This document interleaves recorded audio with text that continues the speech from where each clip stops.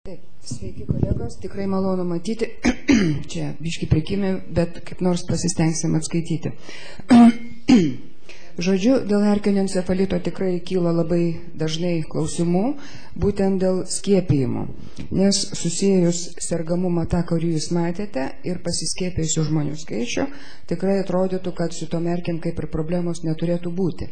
Bet vienas toksai paprastas pastebėjimas, jeigu kitos infekcijos, sakykime, ten oro lašelinių kelių plintančios, tai įgyjamas visuomenė imunitetas. Ta prasme, kuo aukštesnė, kuo daugiau žmonių pasiskiepia visuomenė, to galimybė ten vienam ar kitam virusui plisti yra sudėtingiau.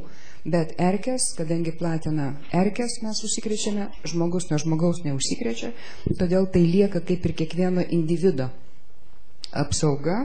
Aišku, kuo daugiau tų individų pasiskiepys, to tas rezultatas bus žinoma geresnis. Dabar kodėl mes kalbame apie tai, kad reikia skiepytis ir čia tas populiarumas ir visa kita, todėl kad visa Europa ir visa Azija, kaip jūs matote, yra labai ryškiai raudona ir būtent tas erkių paplitimas, jis yra ganėtinai aktyvus, ganėtinai besiplečiantis, netgi iki tiek, kad, matote, Europos šalis jau netgi nebe mažiau raudonos, bet ryškiai raudonos. Ir Pasaulio sveikatos organizacija, jinai 11 metais, tai yra prieš 3 metus, be abejo reaguodama į tokį erkių paplitimą, be abejo, kurios neša susirgusiųjų žmonių skaičius, priėmė tokį ryškę sprendimą, kuris buvo paskelbtas kaip oficiali rekomendacija dėl skiepų. Ir dėl skiepų, kad kiekvienoje endeminėje teritorijoje, kas tai yra endeminė teritorija dėl erkių paplitimo, kad tai yra rekomenduojami skiepai.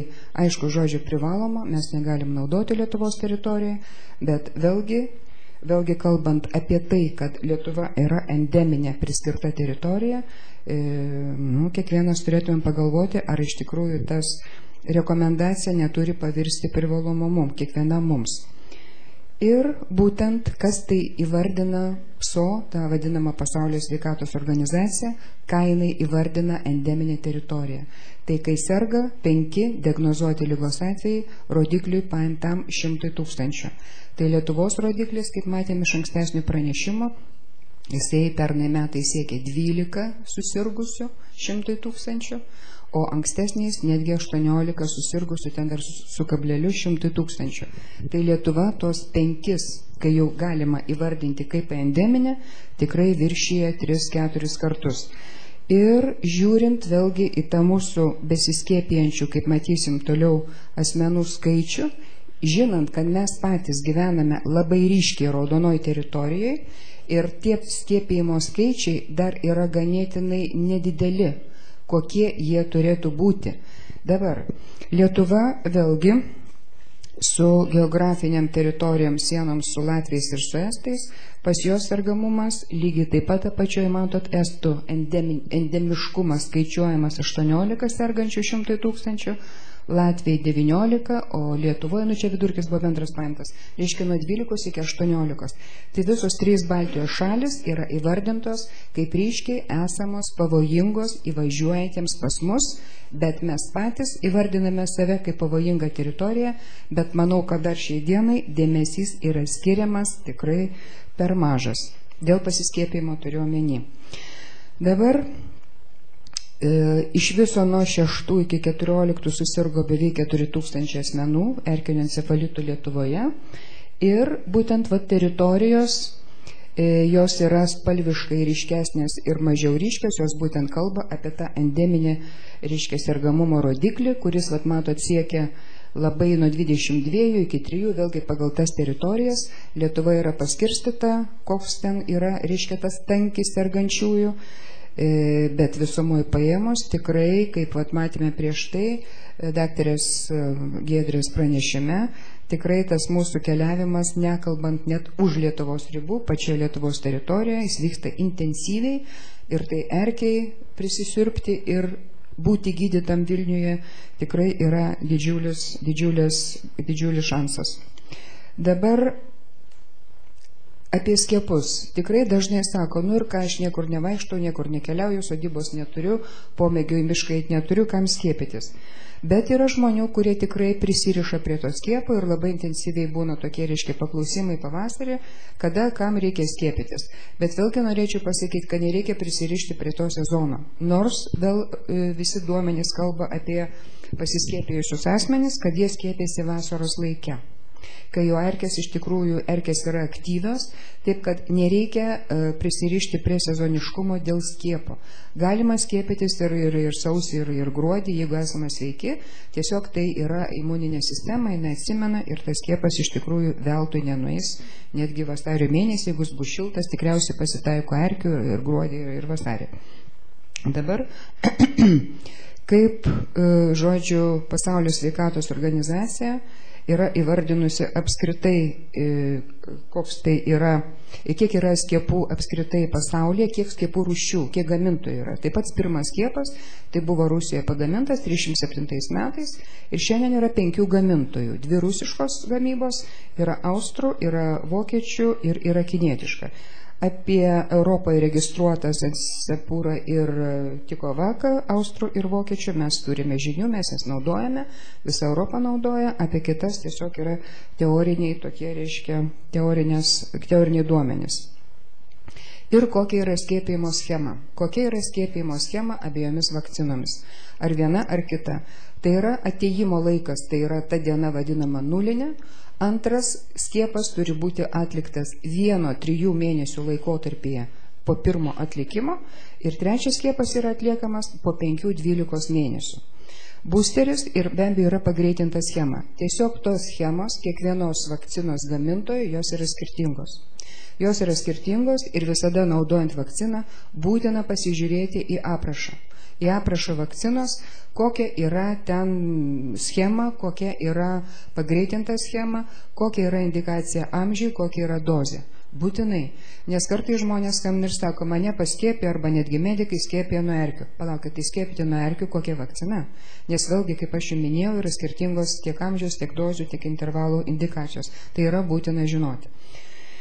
Dabar palaikomoji dozė. Tai yra kas 3-5 metai, vėlgi priklausomai nuo amžiaus. Kuo vyresnis žmogus, be abejonės, jo imuninė sistema nebegeba suformuoti tiek antikūnių, kiek tas žmogus jauno amžiaus.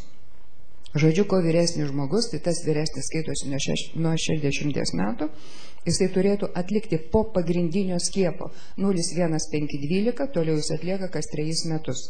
Ir jeigu jis yra iki 60 metų, jis atlieka kas 5 metus.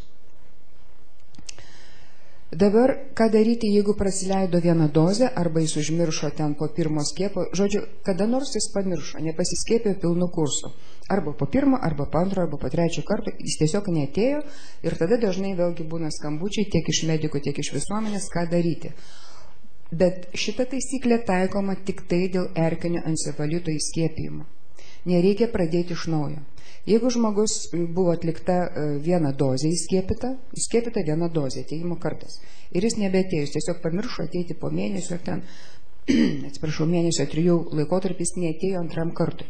Jis prisiminė po metų. Jis atėjo po metų, tokiu atveju daroma iš karto antra dozė ir trečias kartas yra daromas taip, kaip reikalauja schema, po 5-12 mėnesių. Ta prasme, atėjo žmogus, darom tą dieną, bet toliau pritempiame tą pačią schemą. Jeigu...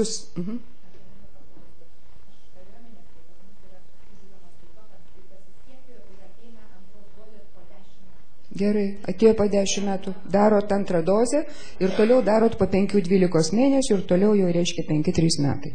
Tai žodžiu, po kiekvieno karto, jeigu yra atlikti 2 kartai pamiršo, tai lygiai tą patį dalyką atėjo žmogus, čiumpat, skiepijat ir pritempėt likusią schemą.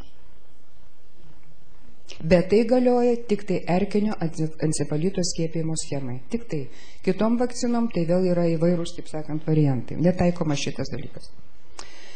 Dabar, kaip ir minėjau, skiepijimo schema, aišku, revakcinacija būtina yra po 3 metų, po 5 metų ir šitą dar kartą pakartosiu, reikia būtinai skaityti aprašą.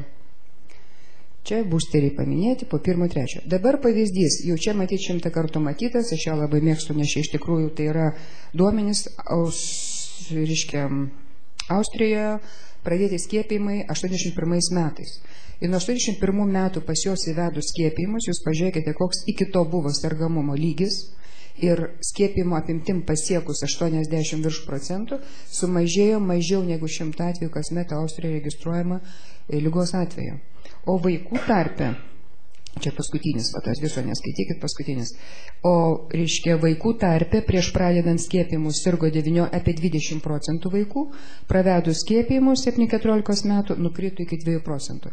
Tai vėlgi, kaip aš minėjau, tai kuo daugiau žmonių save apsaugos, nes mes neplatiname, ta prasme, erkinio encefalito vienas kitam, tiesiog vis dėlto ta apsauga yra efektyvi. Ir Austrijos pavyzdys tikrai, čia tas tarpelis toksai, ta prasme, nėra duomenų šiam laikotarpį, tačiau visumoje tai iš tikrųjų skiepėjimo apimtis leidžia suvaldyti šią infekciją. Dabar Lietuvos sergamumas. Pereitais metais registruoti 353 atvejai mažiau ir pasiskiepijusių asmenų viršutinė raudona linija taip pat rodo, kad pasiskiepijo šiek tiek mažiau. Aišku, gali būti ir statistinė paklaida, tačiau vis dėlto norėtųsi, kad ta kreivė kažkaip tai jinai didėtų. Dabar rodiklis. Rodiklis vėlgi, jis yra, kaip sakyt, galbūt mažai įdomus, tačiau paėmus tokį, ta prasme, žmonių kalbą kalbant, tai yra 10 000 žmonių grupėje pasiskiepijo nepilni 200. Tai nėra daug, ne? Tai nėra daug, žinant, kad Lietuva yra endeminė teritorija ir, kaip aš visada sakau, pas mus atvažiuojantis bijo įvažiuoti į Lietuvą nepasiskiepiję nuo erkio, mes čia gyvename ir galvojame, kad jie mus pažins, kad mes vietiniai, mūsų nekandžius. Dabar skiepai vėlgi. Tendencija išlieka tokia, tokia nelabai jau ryški.